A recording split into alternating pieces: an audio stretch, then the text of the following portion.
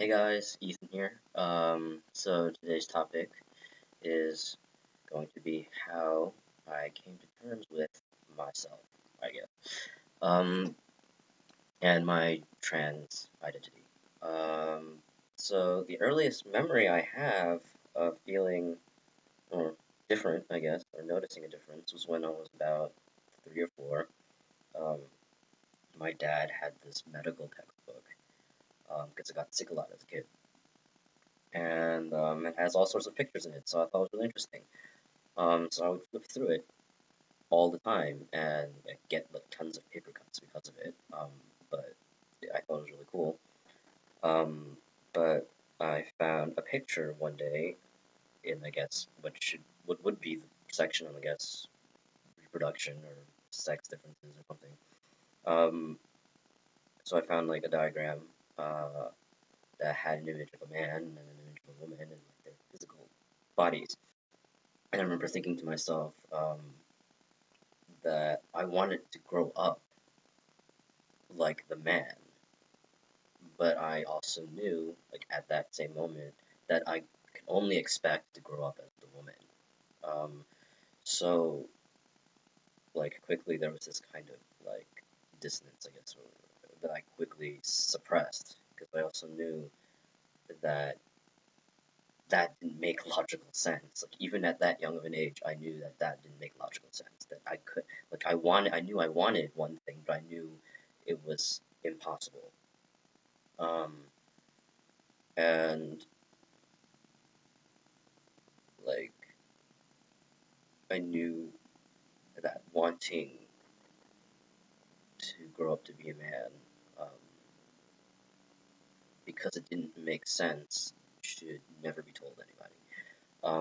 And that was something I learned at a really young age. I look back at it and I feel like it was because of two things. One was, and they like relate to each other. One is that my mother has schizophrenia.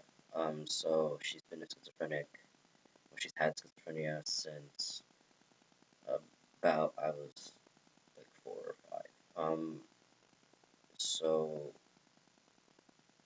growing up in this kind of, I guess, household environment, I knew very early on that any sort of emotion was not appreciated.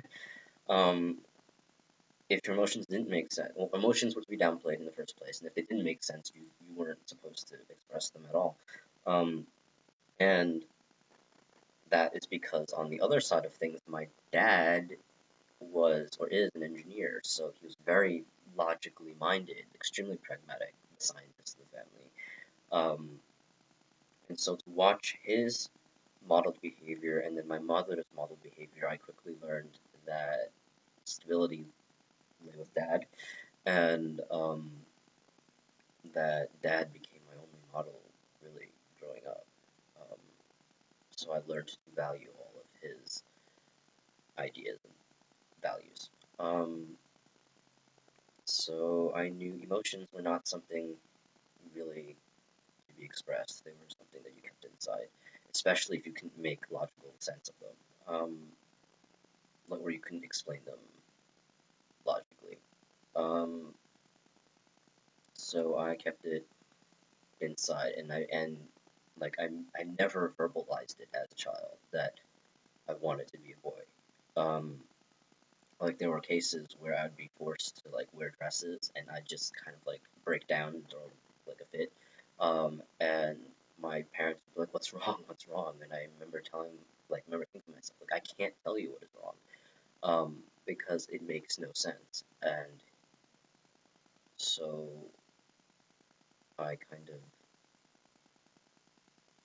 locked it up, I guess. Like I just couldn't express it. Um, but for the most part, growing up was okay. I was a tomboy, and my parents accepted that, tolerated that, even kind of liked that. My dad liked the idea that I was not only interested in, um, I guess, traditionally male things like basketball and sports and toys, like Ninja Turtles. I really liked the Ninja Turtles as a kid. But that I also didn't mind like playing with like the cooking set or I guess stuffed animals. I wasn't a huge doll fan, but stuffed animals. Or playing house even. Like I was okay with playing house as a kid. As long as I got to be the dad or the dog, I was okay. Um, so the whole trans thing, I guess I didn't really have a name for it yet, but it was in the back of my head for the longest time. And it wouldn't really be a problem until I hit middle school. Um, when I guess the whole tomboy thing became a problem for my parents.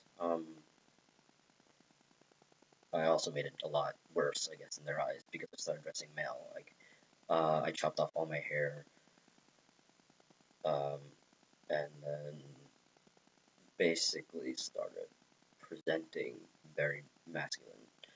Um, because I wanted to feel comfortable with myself, and it was my attempt to grapple with that. Because I felt more comfortable in male clothing. I felt more comfortable seeing myself as male, um, and I started getting a lot of, I guess, flack for it. Not so much from my parents, though I did get from my parents, but from like the kids' middle school, because dressing like a boy meant um, being getting rumors about how you're a lesbian like spread all over the place.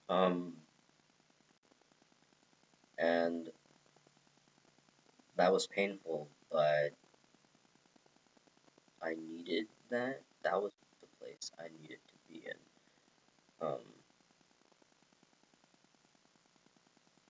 And like I was emotionally kind of stuck there until I met a friend, who I like to jokingly call my mother, because she basically mothered me emotionally, who I felt comfortable enough to tell all my problems to. Um, and when I told her all of these emotions and like cried in front of her, like I don't even know how many times, she actually told me that I might be happier as a boy, and that kind of freaked me out because I was like I knew that in the back of my head, but like I didn't want to face it yet. Um, but she now was telling me, and it was almost like she was giving me permission to now go explore this. So then I jumped on the internet and started learning. I was still terrified um, of the idea of transitioning, um, but that idea that I could slowly became like a reality. So I would study it, and um, it almost gave me something to, I guess, structure myself around, like look forward to in a way. I wouldn't do anything until, um, like I would kind of still downplay it because I wasn't comfortable with the idea because it didn't make logical sense, and that pattern was still kind of stuck inside of me that things had to make logical sense, and your emotions don't make logical sense. So I became quite the existential philosopher at the age of 12, and basically started drowning myself in philosophy as a defense. I tried to figure out why I was in pain. Um, and it wouldn't be until really college that I told myself I needed to do something, like actively try to do something about these emotions. Um, because I remember thinking to myself that if I didn't do something, I didn't want to survive past college. I didn't think I could function in the world, and I didn't want to if I couldn't live on my own terms.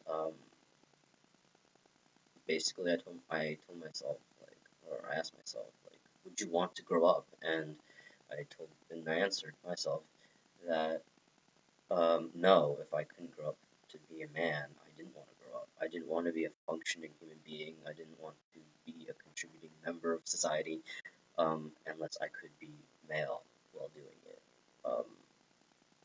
And that was really the breaking point.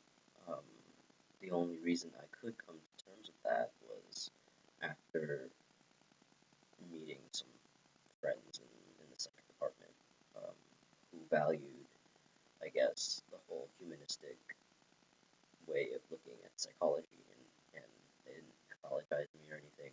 They weren't very knowledgeable either, but they were willing to learn with me as I went through this. So yeah, that's I guess that was how I came to the point where I knew that I had to do something about being trans. Um, like, well, a lot of it's going to be related to the coming out story, but that's topic for next week, so you have to wait until then, unfortunately. But yeah, if you have any comments, questions, post in the bottom. Anyway, until next time.